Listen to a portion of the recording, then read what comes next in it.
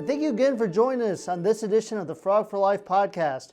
It is track season, and we have 2024 Olympics coming up, so who better to talk about both of those things with than a fellow TCU alum, an Olympian, an NCAA champion, and the current director of TCU Track and Field, Khadevis Robinson. So, Coach, thank you much for joining us today. Thanks for having me.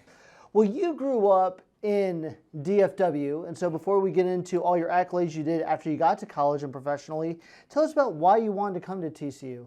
I mean, TCU's the hometown school. I mean, I was pretty much raised 15 minutes down the road, so you always heard about the Flying Frogs, seen all of the accomplishments. Obviously, it's a good academic school.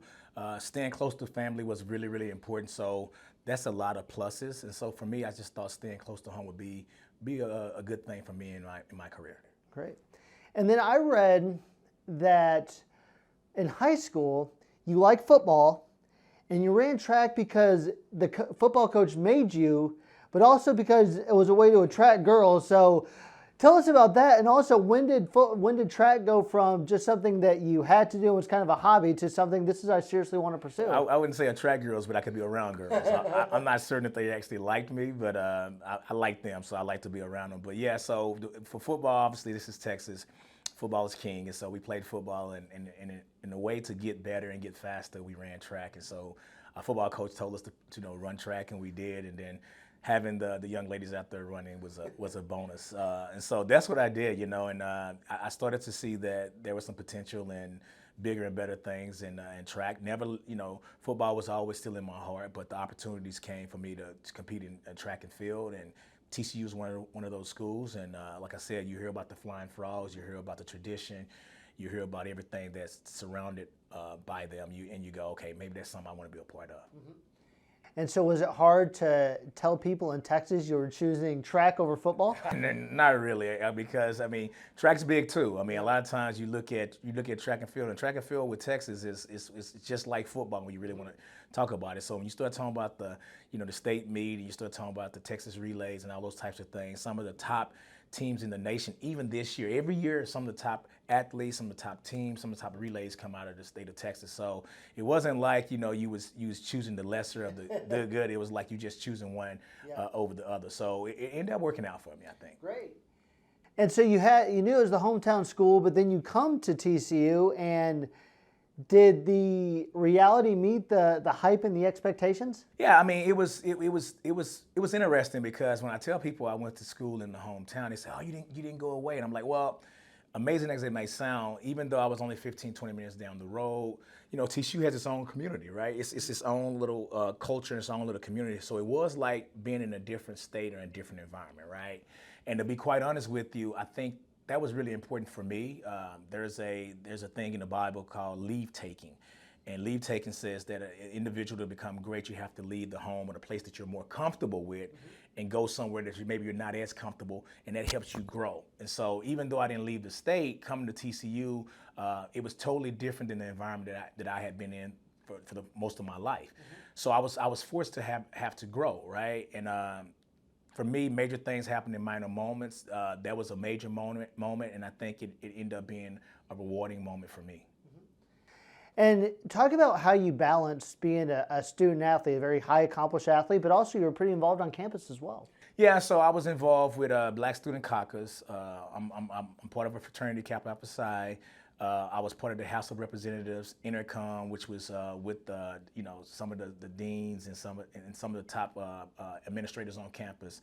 I just thought that was important. See, TCU, one of the benefits is that you can actually reach out and touch your professors, and you can reach out and touch the chancellors and people like that. Whereas, a lot of bigger schools, you don't have that type of access. But we had that here. And, like, again, coming from the neighborhood I came from, you see individuals on TV or you hear about them, but not really get close enough to them to know that they're regular people, right? And so being here, at the time I was here, was Dr. Don Mills was here, and we had Darren Turner, and we had all these individuals that really wanted to see you succeed and really wanted to help you succeed, And so for me, I saw that as a plus. So not only was I an athlete, grades was important. I knew I wanted to go to grad school, so I needed to, do well in school. But being part of, like I said, Intercom, Black Student Caucus, I was also vice president of the National Association of Social Workers. And, Dr. Linda Moore, rest in peace. She passed a couple of months ago, but she was absolutely amazing. And the social work department itself really had a major influence on my life. And I think that's the benefit. That's one of the pluses of TCU. It's small enough that you really get to know your professors. So if you go back and you ask for a letter of recommendation or a reference, they're not just writing something. They can they really know you, right? And that's what I had. And I saw that as being something that was valuable. And so I met my wife here. And so, it was such a good experience for me, my best friend. And the funny story is that one of my closest friends, whose name is Ash Husenlob, we were total opposites. When I got here, I was coming from the inner city. I was probably fairly liberal. He was coming from Tyler, Texas, probably a little bit more conservative. And we were totally different from that respect. He was more leaning for a right. I was more leaning for a left. I'm black, he's white, and the whole nine. But as part of a team, we had to learn how to, be close and get together. And long story short, he ended up coming to the Olympic Games and watching me compete. And we talk all the time now. I mean, he lives in London, and great guy. And we're like best friends. He's the best man in my wedding. I was the best man in his wedding. But you look at those when you first meet each other, and you're so different, and you're butting heads, and you're getting into it. But that's what the college experience is supposed to be about. It's supposed to help you have these different experiences and meet new people and learn how to adjust and adapt in those different environments, and hopefully it end up helping you out for later things in life. And we'll talk about how you've learned to mold the team here in a little bit, but I want to talk about your professional, your running acumen. Is that, as we said, this is the Olympic year, and you were an Olympian yourself, so you qualified in 2004 and 2012. Talk about those Olympic experience, what it mean like first when you realized, hey, I qualified to go to the Olympics, and then what was the actual experience like? Well, I mean, to be quite honest with you, I missed it first before I made it. So in 2000, I was the dreaded fourth. They only take 3. I was the dreaded fourth. And then in 2008, I was also the dreaded fourth. But I made it in 2004, and I made it in 2012. So really, the point wasn't so much about me making it. It was, persevering through the failures, right? Not making it in 2000, and then having to stay and wait for 4 more years just for the opportunity to try to make it, right? And then making it. So it felt much better in 2004 and 2012 when I made it, because I hadn't made it the previous 4 years. And so really that's all that's about. It's about having a goal or a dream. We all have goals and dreams. Working your tail off, really working hard and believing. Because, when you have a goal as big as the Olympic Games, whether that's starting a business, whether that's, having, whatever that goal may be, there's going to be a lot of people that might not believe in you and might not believe in that goal. But you're going to believe in the goal, and you're going to believe it even when you can't see it, right? And that takes a certain amount of confidence, a certain amount of self-belief, because there's nothing that says, if not making a team in 2000, there was nothing that's going to say I could make it in 2004. I was going to be 4 years older. There's going to be younger people running, the same people who just beat me, right? But the same thing in life. It's like you start a business, maybe the business failed, and you want to start it again, and no one believes in you, but you believe in yourself. So when you start that business and it really becomes successful, you feel so much better because of the failures you had before then. It's the same thing with me when it comes to the Olympic Games. It was achieving those goals after failing that made them even more rewarding. And you also, well, you said you failed in 2000, you failed in 2008. You were also an 8-time indoor and outdoor U.S. champion in the 800 meters from 1999, 2009. Again, you qualified in 2012 for the Olympics. So how hard is it? And take us through that training regimen where you not only have to stay at your peak, but it's a different peak than most people, because some people can say they're in the best shape of their life. They run as fast as they ever did. You have to compete and get better with all the people challenging you from around the country, around the world. So how did you find a way to stay at the very peak of the industry from 99 through 2012? Well, it's just like anything else in life, success leaves clues, right? So you find out what's successful, you find out who's successful, you take tidbits from that or them, and you apply them, right? To be at the top of your level in anything in life, whether it's business, whether it's education, you really have to put the work in. There's no shortcuts, right? The shortest distance between A and B is a straight line, and the longest distance between A and B is a shortcut. There are no shortcuts, right? But it becomes a habit, and it becomes a life, right? And meaning that, I wasn't just eating right because I needed to eat right. That's just the way I ate at that part. That's just the type of food I ate. You know, it becomes something that you do even subconsciously and consciously, right? And because you know the rewards are going to be there.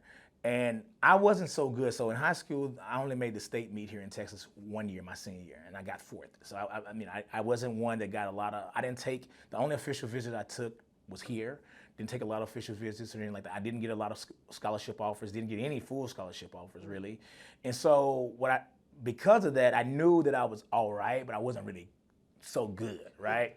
So I had to work. And so for me, I knew that if I wasn't dedicated and disciplining myself, I wouldn't do so well. And it's the same with academics. Like some people can do well in academics and they don't have to study much. I wasn't one of those people. I did well, but I had to study, and I couldn't cram. I wasn't one that if the test is tomorrow, I studied the night before. No, I studied the week. Even in grad school, same thing. I studied the week before and I studied like that. Mm-hmm. That's the stuff I had to learn to do once I got here. In high school was kind of easy. So I can get away with just, studying and doing work. But I learned here that's something I needed to do to be successful academically. And athletically, it was the same. I couldn't do the same. I had to get sleep. I had to make sure I was hydrated. I had to stay away from negative people. I learned something. I don't really hang around, even to this day, I don't hang around people that's negative. I don't watch TV. I don't even have, like TV. We have Netflix and stuff like that, but I don't really watch. No, because when you're trying to be massively successful in anything in life, you got to be really conscious of what you're putting into your brain, your mind, your heart, your soul, your ear, everything you listen to, everything you eat, all that. And if you're not careful, things will seep into your subconscious. Mm-hmm. So your conscious, when you think about people, consciously we know what to do and what not to do. We know right and wrong. It's the subconscious that gets us. It's the things that's in there that we do without thinking about, right? Mm-hmm. And so if you're around people that's negative and they're saying, man, you ain't gonna be able to do this. See, naturally the doubts are gonna come because we're human, right? Like the weeds just grow. If you plant a garden, no one plants weeds. They just grow. Yep. It's the same thing about doubts and fears, right? It's like, yeah, you might think you can do something, but doubt, man, am I really good enough? Can I really do this? It's gonna be hard. Now, if you got other people that's seeping negative stuff into your head, when you go through times of stress or hard times, that comes out subconsciously. Mm-hmm. So what I had to do is stay away from any type of negativity because I know there's gonna be times when I'm gonna be down, there's gonna be times I'm gonna be depressed, there's gonna be times I'm gonna be sad, there's gonna be times I'm gonna be stressed. Mm-hmm. I don't need any subconscious negativity coming up. And if you see most super successful people, I don't care if it's business, life, education, sports, no matter what it is, they're self-taught. They're constantly telling themselves positive things. They're reaffirming in themselves. And then also, they don't hang around people that don't believe in their goals. Mm-hmm. And so for me, that was one of the biggest ones because we get trapped into thinking because it's our friends or our family that they can't have a negative effect on us. Well, here's the reality. The reality is if your best friend puts sugar in your coffee, it gets sweet. And if your worst enemy puts sugar in your coffee, it still gets sweet. Well, it's the same thing with poison, mm-hmm. right? If they put poison in it, it don't matter that it's your best friend, it'll still have the negative effects. Mm-hmm. So that's one thing that I learned. I learned that I had been in situations in which maybe people didn't believe in me as much. Mm-hmm. And so once I kind of separated myself from those types of environments, I was able to see how good or / great I could be in different sections of my life. Do you remember if there was a pivotal moment, freshman, sophomore year, that this light really clicks on to, hey, if I want better things for myself, I'd start living differently? Yeah, it happened. Well, I had a lot of, at the time, negative things. My stuff for the past when I was a senior in high school. Mm-hmm. And I remember thinking, getting real. Yeah. Because it's like, when you're a kid, you kind of got a fairy tale way of how you think things are going to be, but when that's finite, that's final. Like he's gone. So I'm like, I have to grow up, right? Essentially. So that was the first time when my stepfather died. I was a senior in high school, and then when I was here, I have a coach named Coach McKenzie, John McKenzie. We named the cross country meet after him. He's still around, and he kept telling me about things that he thought I could accomplish. He said, "Man, KD, man, you can make the Olympic team," and he was saying all these things, and it was like. And then, because faith comes by hearing and hearing and hearing, right? That's why most prayers, no matter what the religion is, you pray over. You say things, chants over. Because you say things, repeat things over, it gets into your subconscious, mm-hmm. and then you start believing it. Even negative things, because it can be lies, so you got to be careful what you put in. long story short, I started getting a lot of, not only Coach McKenzie, but when I was in elementary, middle, and high school, teachers and coaches kept telling me, man, there's something, you got something. You can do this, you can do that. And, I thought they tell it to everybody, right? But then after many years of hearing that and continuing to hear it, then you start to believe it. It starts to seep into your subconscious and conscious that you start to believe it. So when I was here at TCU, I realized something. I realized that the individuals and people that were so much different than that I had these perceptions about before I came to TCU from the environment I was in, the inner city, that they weren't that much different than I was, right? I just didn't have the information, right? And so once I learned that I was just as smart, just as capable, just as determined, had the same amount of abilities and all those types of things, then things changed.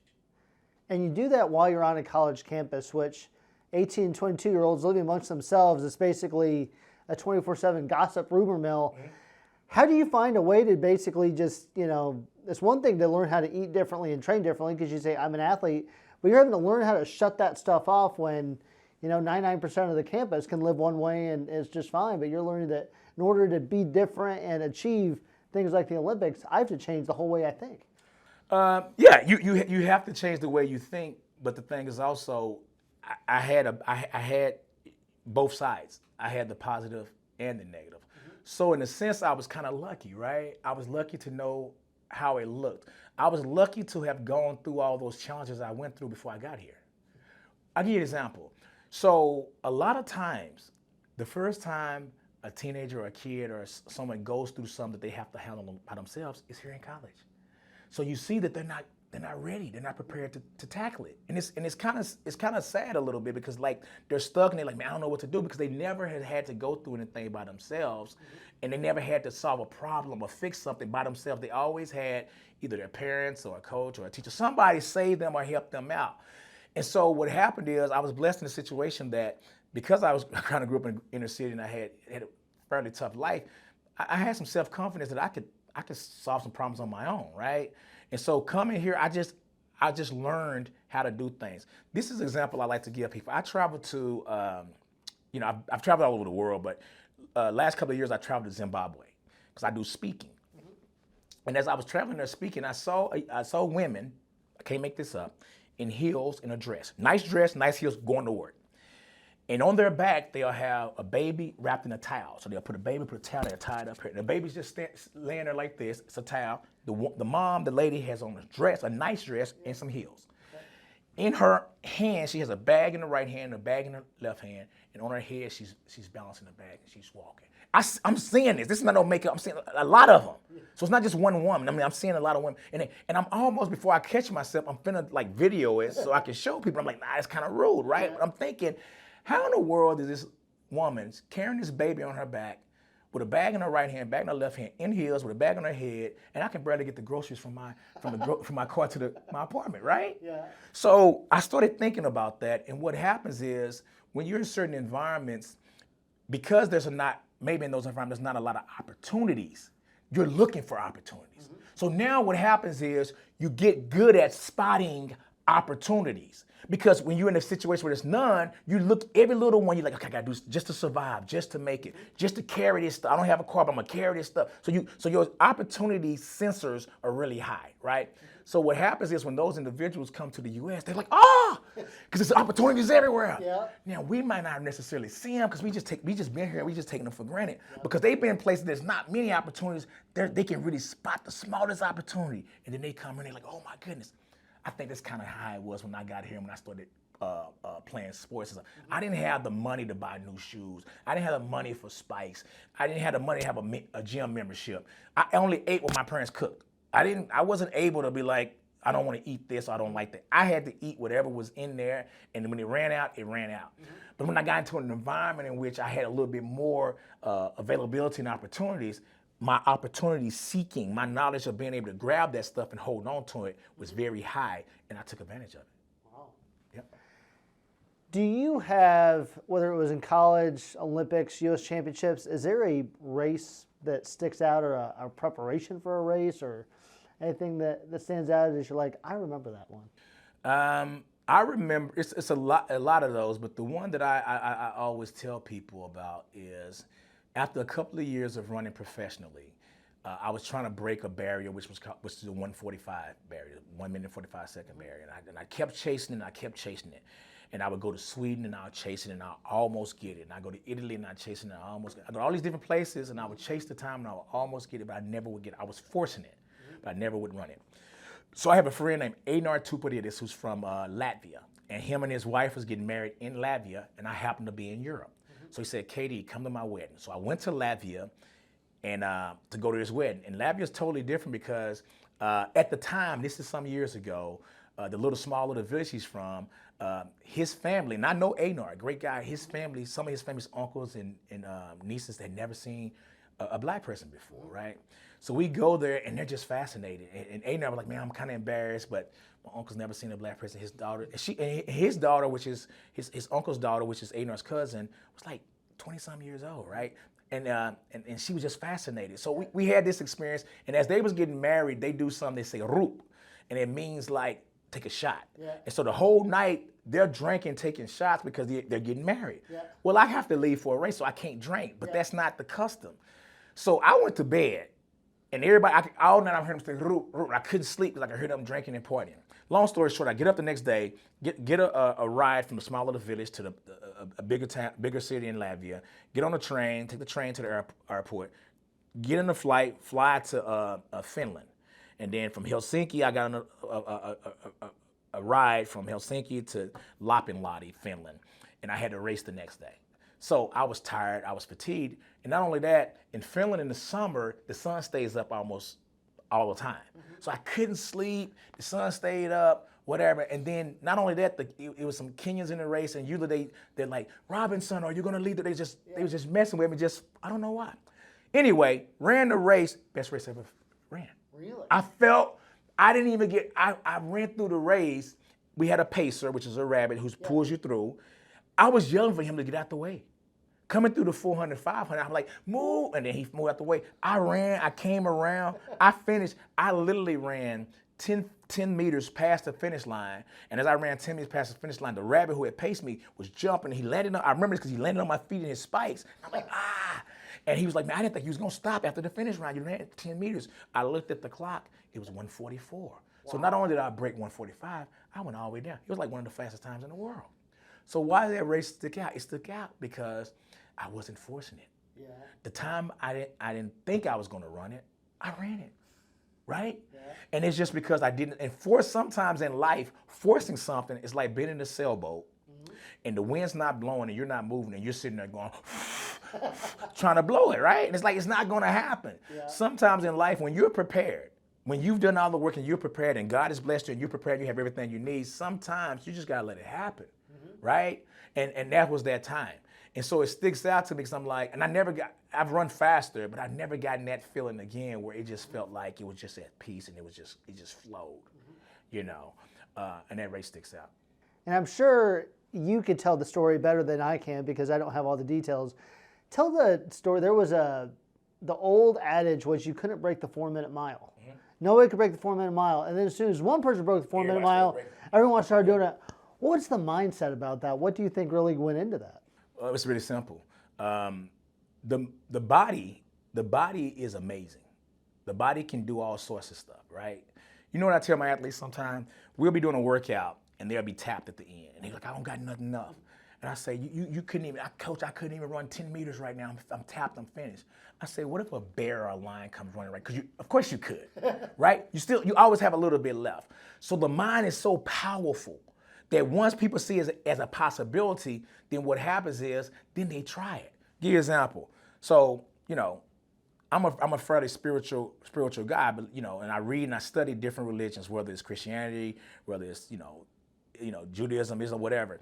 And looking at different religions, we talk about miracles that happen in the spiritual books. So back in the day, if you take the Bible, for example, all these miracles was happening, right? Miracle here, miracle here, miracle there, miracle there. God talked to this person, God talked to that person. And people say, what happened? Why isn't, God ain't talking to people no more and there's no more miracles? That's not true. In order for a miracle to happen, you have to attempt miracle-worthy things. Most people don't attempt miracle-worthy things. They don't try things that are miracle-worthy. I tell my son, you have to take the game-winning shot to make the game-winning shot. Most people ain't never made the game-winning shot. They just don't take it, right? And if you start taking enough of them, you'll probably make some. So what happens is when this one person broke the 4-minute barrier and more people, they started thinking it was a possibility. And they started truly trying to break it, like truly trying to break it. Most times in life and most of the things we do, see, if you ask somebody, do they want to be a millionaire? You say, hey, you want to be a millionaire? Oh, yeah, I want to be a millionaire. And you say, okay, meet me tomorrow morning at 5. We're going to study, then we're going to go work. And they'll say, okay. Then meet me tomorrow the next day at 5. And they go, how long? We're going to do this every day. They, oh, I ain't doing it. Well, you don't want to be a millionaire, right? It's like they just, so it's the same thing. It's like once this one person broke the 4-minute barrier, then others say, oh, it's possible. So now it unlocks something in their head. Before they had a block there of what you couldn't do and why you couldn't do it. Once somebody else did it, that doubt, that fear, that block was no longer there. So more people started trying to attempt it. And then the law of averages is on your side. Because your body getting stronger, faster, better that's God, man. That's the universe. You know, you do 5 push-ups right now and you get stuck at 6.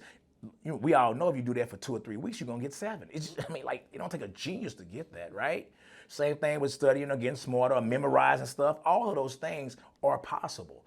It's our mind that thinks it's not. That's the difference. When I went to the Olympic Games, I remember sitting there in 2004 and 2012 looking at all the Olympians from all the different sports. And I was asking myself, what makes them different or better than everybody else?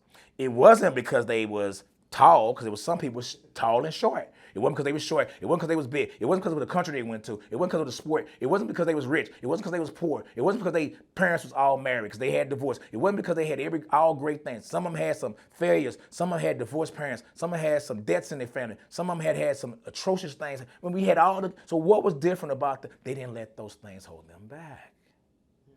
They didn't say the reason I'm not successful is because of these things, because everything that happened to people that say they can't do something happened to them. So what was the difference between them and the rest? If you ask each one of them, they'll say, man, I had a friend that could jump higher than me, or I had a friend that was smarter than me. We all know that, right? But what was the difference between them and everybody else, right? They stuck with it. And the odds are in your favor. The law's on your side, right? That's why you gotta keep positive things in your mind. When you put negative stuff in your mind your brain has a psychological advantage over you because it knows what you fear. And again, the weeds just grow, meaning the doubts and stuff pop up. So if you can stay around positive people, keep positive stuff in your head, and keep moving forward, the more you try it, the more the odds are in your favor. You know, you might not have played basketball in 10 years. And you go out there and you shoot a 3-pointer or a free throw, you probably gonna miss. You shoot enough of them, you're gonna start making some. Right? That's right. That's how it goes. And so you went from the professional arena to, you decided that you were going to coach college athletes with at LSU, Ohio State, UNLV. What made you want to go back to the college route and impart this knowledge on student athletes? Well, so I believe, it's a movie called Hugo, and in Hugo, it talks about the movie, the little boy talking with this little girl talking about parts, and he says, if you look at all clocks and you look at anything in life, there's no extra parts, right? So when you make a watch or the camera or anything, there's no extra parts. You don't put extra part. So he said, knowing that there's no extra parts in anything in life, then he knew he wasn't an extra part, which meant he's here for a reason. So as I reflect back on my run, I reflect back on my life, reflect back on coming from the south side of Fort Worth, 10 minutes down the road, you cross over those railroad tracks, you cross over the freeway, the area that people try to stay away from, that's where I'm from. So then I had to ask myself, why me? I mean, why not me? But what is it about me, out of all those circumstances where there was people who was faster, bigger, smarter than I was, why was I able to have, this amazing experiences? And I'm here for a reason, for a purpose. And so essentially what I wanted to do is I wanted to come in this situation and find the next Khadevis Robinson. Find the next kid that has all this potential and talent, and maybe everyone don't see it, and give him or her that opportunity to be able to have an influence on others' life. Last summer when I was in Zimbabwe, and before then when I was in the Dominican Republic and Zambia and all these places, I sit and reflect and I say, man, can you believe you're really here, right? That's not me. I mean, that's God. I mean, whatever you believe in, that's just going to be honest. I'm not that good, right? And I'm not the most religious. I'm just saying that's what it really is. And so to get back into the college arena and do this, it's just a way for me to give back, because I know there's somebody that has potential and has talent and has something that they have to share with the world that nobody else can give to the world. The way you tell your parents or your kids or your wife, whatever, you love them, no one else can say it like that, period. It has to come from you. There's certain things we all have in life that we have to give to the world that only we can give to the world, right? But we need that opportunity. And so in this situation where I'm in now, I'm blessed to have the opportunity to give opportunities. And so that's one of my biggest drives about coaching in college. And you were here in the late 90s. TCU was going through its conference wilderness, as some would say. Now TCU's in the Big 12, resources a little bit different. How different would you say the student athlete and even the student experience overall is from when you were a student here 20 years ago? It really is. It ain't the same. It's a totally different landscape. You almost can't compare it. I mean, TCU's grown. When I was here, I think it was 7,000 students. Now it's like 12. I mean, the facilities here are absolutely amazing. And you know, TCU's always been a tight-knit, great community, good people, right? So that's always been, you know, there. And then the education's always been great. The professors always been awesome and all those types of things. But the student athletes, the dynamics around student athletes are a little bit different now than it was when I was here. You know, when I was here, like, man, we was all just happy to be playing a sport in college, and if we was lucky enough to be on scholarship, to have, you know, scholarship opportunities. And I'm gonna be honest with you, you know, when I came out and when we were kids, coaches, especially in high school, elementary, middle school, we were an extension of the family, right? So, you know, if your parents was late to pick you up, the coaches had you, right? And so now, you know, you have to. It is more business-like. And so you have to navigate it in that space a little bit more. But there are some more pluses to it. The kids are way more talented. They got more access to the internet, and we didn't have that. We didn't have the internet and all those types of things. And you know, when I first started, we were still in the Southwest Conference, the great old Southwest Conference, which was awesome. And then we moved over from that to, I think it was Mountain West, and then now, you know, once I left, and now they've changed up a little bit more. So, but at the end of the day, it's just competing. It's just getting out on the track, giving the best you have, and just competing. And it all comes back into the way you think about your perception of how you can compete against the best in the world. And you said that the student-athlete experience is a little bit more business-like. With that, there's that three-letter word that everyone loves to talk about, NIL. How, as a head coach and director of the TCU track program, do you have to help the student-athletes look for opportunities and help them manage NIL opportunities? Also, you came here to pursue a greater goal than just NIL. Yeah, so I mean, that's really not my space. You know, we're in the business of, you know, just like I said, student athletes, they're getting their education, and as part of getting an education, getting a great student experience, and through athletics, right? And so I really haven't personally. If a kid asks me about that, we have a department that does that. I don't specialize in that part. I specialize in the part that's helping these kids become great, you know, human beings. The reality is most of them are not going to be going pro, and the reality is most of them are probably not going to have NIL money. But I will tell you this: the experiences they have here, the networks, the friends and stuff they meet, is going to be way more valuable than that. And I'm not just, that's not like a saying. I honestly believe that here. Because you have, TCU is special, man. Like, I'm not saying it because I work out, but it really is. You're able to rub shoulders, you're able to meet and communicate. You know, if you're a student athlete, you actually are able to talk to the athletic director.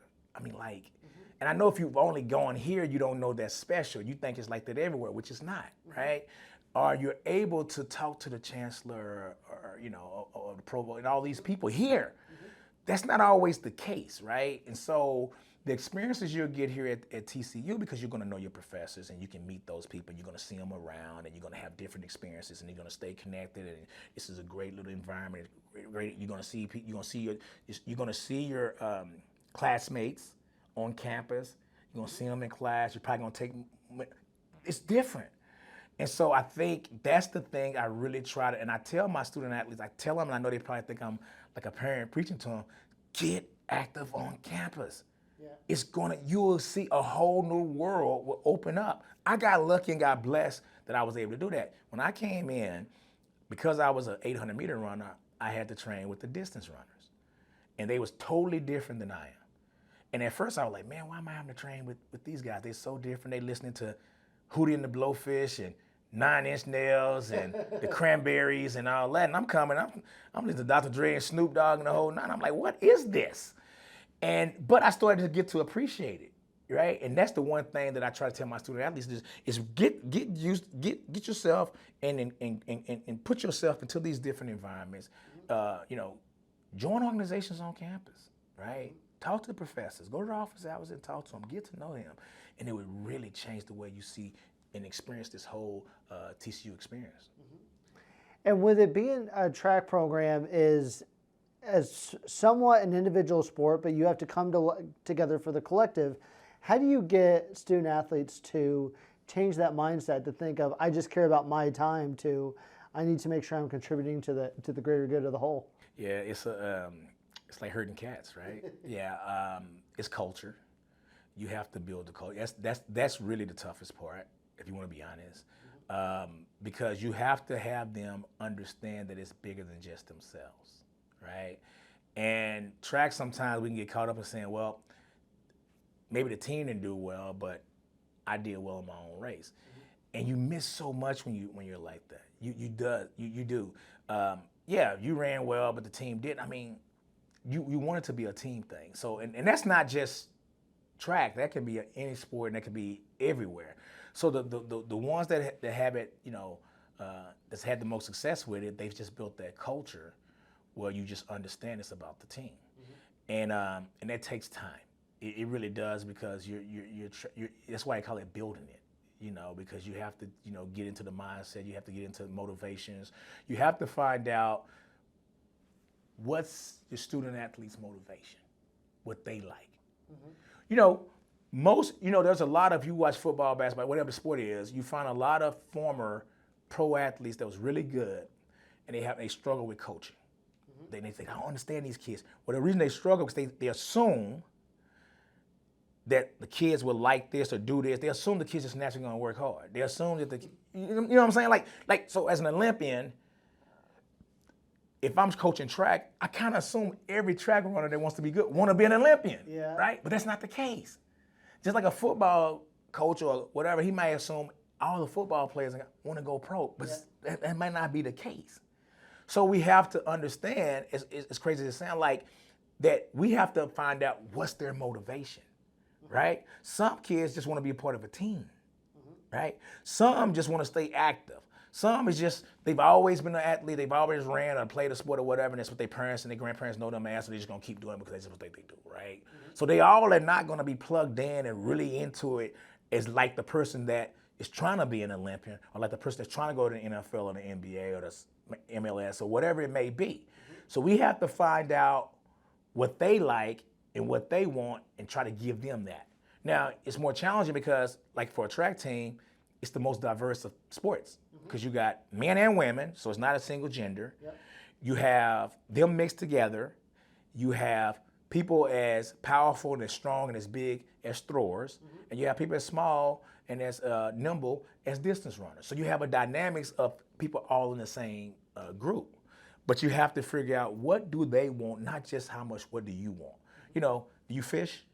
I do not play golf though. Okay, well, I like the example of fish is like, I like vanilla caramel fudge ice cream. Love it, right? I like ice cream. I like muffins.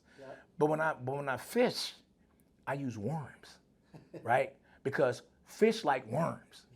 Now I don't give them a muffin because I like muffins, right? It wouldn't do anything. I have to give the fish what they want to attract the fish and get you. So it's the same thing, right? It takes more time in this environment, because if I had 10 people, well, it'll be a little bit less challenging. Having 40, if I had just men, it'd probably be a little bit less challenging, or just women, whatever. But because I have a diverse group and I'm trying to build some, it'll take a little bit of while, and so that's the goal. And do you do a lot of that when you're figuring out their internal motivations? Is that when they get to campus, or how much of that are you able to figure out in the recruiting cycle? It's hard. You can see some of it through social media. Because that's going to tell you a lot. When you get them on camera, you can see some of it maybe, but you won't know until you really get to know them. You got to really get to know the kids. if that's your goal, right? If your goal is just the results, it's just the times, and then you go off the numbers and you go off of if they're 4-star, 5-star, you go. But if you have a bigger goal than that, if you really want to have that, I get so excited and I feel blessed when someone invite me to their wedding. Something like that is a big plus for me. Yeah. So for me to find that motivation, you really have to sit down. You really have to talk to them. What would you say is your favorite campus memory since maybe it's since you've been back coaching, or maybe it was as a student athlete? Man, that's interesting. When I was here, Frog Camp was pretty cool, but man, I had a lot of great memories when I was here as a student. We used to have the student center, which is the building right in front of where the Frog Fountain's at. Yeah. Where Scarborough is. Yeah, and we used to go in there. And we would just sit there and just network and talk and socialize, right? And that was some of the best, because that's where you would find, like, that's where everyone would kind of be at and go through to eat, and you would just see everybody, and you just felt like a college student. And I don't know, it's just you're young, and or being at Moncrief. On a day in which at a Saturday and the weather's good, and you just kind of in Moncrief seeing all athletes. And it was just a great feeling. Yeah. And this summer coming up is the Paris Olympics. So are there any current or former Frogs that TCU alumni can look out for as they're watching Paris? I mean, there's a lot, but it's for the U.S. It's hard to say. You got to qualify. Right, nobody's just there, right? So we have some international students, and I'm sure they would be making teams, and I'm sure we have some students from some former athletes from the U.S. that'll be making teams. But I always tell people, like, that's one thing I think everyone should have on their bucket list is go to Olympic Games. I really believe that. I mean, I'm not saying go to see track. Yeah. You can go to see swimming. You can go to see soccer, whatever. But just go. It's the only event in the world that has all these different sports from all these different peoples, from all these different countries. It's all in the same place at the same time for something positive. It ain't nothing else. Yeah. I mean, you say World Cup. World Cup's just soccer, right? For the most part, right? We talking about basketball. We talking about track. We talking about swimming. We talking about all these different sports, all in one area. Every country on the face of the earth, and we talk about the best athletes and the best businesses and the best organizations are all in one area doing one time, and it's positive. People go in there to cheer on their country and cheer on their team. All at the same. There's no other event like it on the face of the earth. So I tell people, put that on your bucket list and go. And when you go, I like synchronized swimming or diving. That's amazing to me. You got a person on this high diving board here and this high diving board here, and they take a couple, and they do the same thing. That's amazing. Right? And I would just be there looking, and I'm like, how in the world? And I remember being at the Olympics, and I'm looking at, the gymnasts and the girls, and they're tiny. They're like middle school girls, and they can go, and they can run, and they can jump, and they can do 2 flips in the air before they hit the ground. I'm like, how in the world can you do that? You like a little kid, right? But they're absolutely amazing. Yeah. And that's the Olympic Games for you. You got all these people in an area. I had an experience on a train. And I want, it was a guy. I was on the train at the Olympic Games, and it was in London, and we was coming back from Nike, and we sat there, had a long conversation on the train, and at the time he was I don't think he still is, but he was a chairman or an exec with the Boston Red Sox, and I just thought, man, look at this, all these people here just for the Olympic Games, man, from all over the world, just amazing people, right? And you around, and you just see they're regular people. They just accomplish and achieve high goals. And when you were a competitor at the Olympics, talk about the routine. Did you get downtime to go watch the other sports, or was it pretty much just insulated to your bubble to only focus on your competition, or how did that work? Depends on when you get there and when you leave. So if you get there early and you advance to another couple of weeks or a week or whatever, then you have that time, right? And vice versa, if you finish early and you stay there, then you have that time after that. So you can have time, for the most part, whenever the days before you competing like that, you kind of, you're more focused trying to, do well. But outside of that, you have time. But we all kind of like superstitious, so it's like we got certain things we like to do when we're like so. Now I'm a little bit different, but back then I like to eat the same stuff at the same time and all that type of stuff. So it wasn't a lot of, one of my, and I won't call it a regret. Luckily, when I was in 2004 in Athens, Greece, we had our training camp in Crete, which is a little island off of a little bit in Greece off the island, and so what we would do is and the training camp was absolutely amazing. It was at a place called the Pilot Beach Resort. If you get a chance to go. It's absolutely amazing. Yeah. It's amazing. But anyway, it was at the Pilot Beach Resort. And if we wanted to go to the opening ceremonies, we could leave early and go to the opening ceremonies and then come back. If our event was late and come back, I just didn't want to do all that traveling. I'm like, man, I want to really focus on my competition. So I didn't go. And that kind of hunted me for a while because I was like, crap, man, I want to go to opening ceremonies, right? So I needed to make another team to go. Luckily, I made the team in 2012, went to the opening ceremonies. But you have that time, but a lot of times, the top, athletes are really focused on their goals and what they're trying to achieve. And so we're not really sightseers, right? We're not going there for that. But you can get an experience, after your competitions is over, you can experience the Olympic Games and all those types of things if that's what you like doing. Mm-hmm. Have you gotten to go from a fan perspective since 2012? No, because I went 2012. My wife and I just had my boys. My daughter wasn't born yet, so they went. But since then, I haven't gone because I've been. When was it? Where COVID came and all that type of stuff. So, it's been pretty interesting since then. But I'm gonna make one. Okay. Yeah. We'll wrap up with this. On March 16th is the TCU Alumni Invitational, hosted by the Flying Frogs. Tell us about what TCU alumni and fans can expect by coming out and watch the Frogs on March 16th. Well, first, March 15th, we're having our TCU high school invite. We brought that back. We have some really good schools that's going to be coming. Duncanville's coming, DeSoto. All the top schools with some of the top relays in the nation will be there. Okay. It's going to be a great meet. So that's March 15th. That afternoon, we're having a TCU alumni banquet. I started the banquet here last year. It was awesome. So all alums that the track and field alums come for the banquet. It'll be right at the DJ Kelly Center. It'll be March 15th. That Friday from 6 to 8 is the banquet. Early in the day is going to be the high school invite. And then March 16th is our TCU invitational we have every year. We have some good teams coming. Baylor will be here. Oklahoma will be here. A lot of the local colleges will be here. And you get an opportunity to see the student athletes, compete in front of the home crowd at our track. So we're excited, man. We're excited to have, a home event and have alumni in, have the high school teams to come and see the beautiful TCU campus and have the support of all the TCU, family. Great. Well, thank you so much for joining us today, and make sure you come out on March 15th and 16th, see the great atmosphere, and follow the Frogs this spring and in the summer. Go Frogs. Go Frogs.